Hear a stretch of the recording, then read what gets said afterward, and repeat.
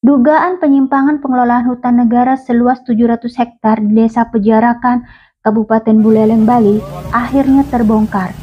Ketua Pansus TRAP DPRD Provinsi Bali Imade Suparta SHMH turun langsung melakukan belusukan ke lokasi Senin 13 Oktober 2025. Di lapangan, Suparta menemukan pembangunan 3 unit villa dan 1 restoran yang berdiri di atas kawasan hutan yang disewakan ke pihak ketiga tanpa keterbukaan dan tanpa melibatkan masyarakat.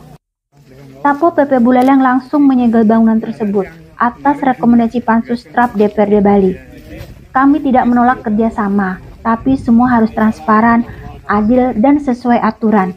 Jangan sampai lahan negara disulap jadi bisnis pribadi, ungkap Imade Suparta SHMH, Ketua Pansus TRAP DPRD Bali.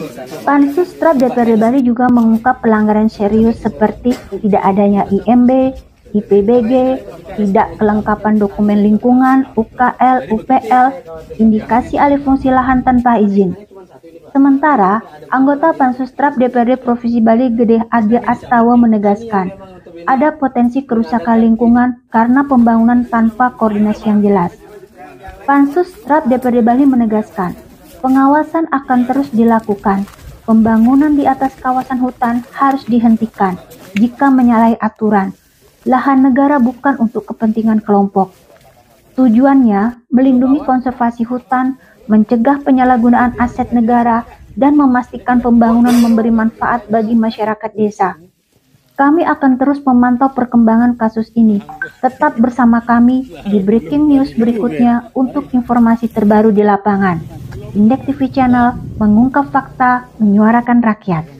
Ya, apa disampaikan Bapak tadi. Jadi ekowisata jelas Pak, itu dalam Undang-Undang Dasar 45 itu Pak, pasal 33 ayat 4 apa saja itu dipastikan itu Pak untuk hidup orang banyak. Ekowisata nggak ada Pak. Itu. Yang kita punya KUPS Wana Wisata Pak. Jadi kegiatan yang dimuat di sana juga sudah jelas.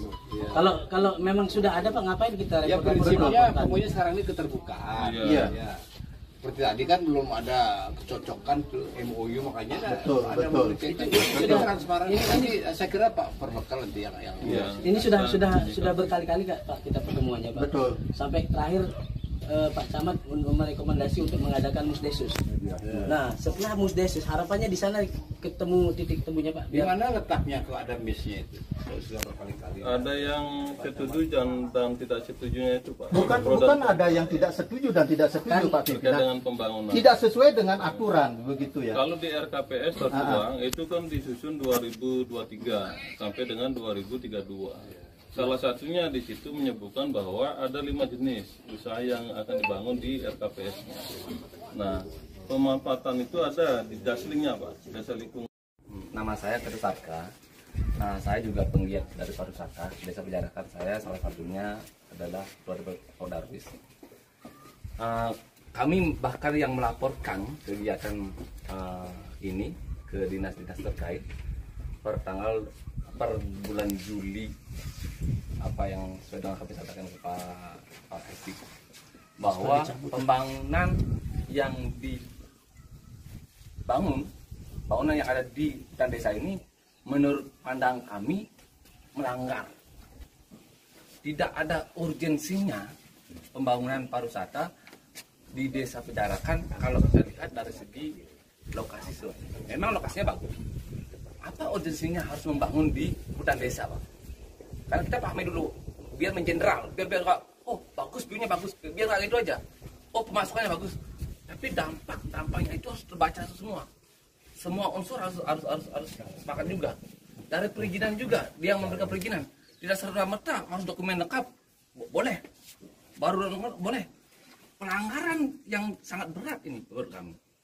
Kenapa kami keberatan, dari Polres juga keberatan Pak. Kami membangun pariwisata biar merata iya, tapi dia hak milik lah.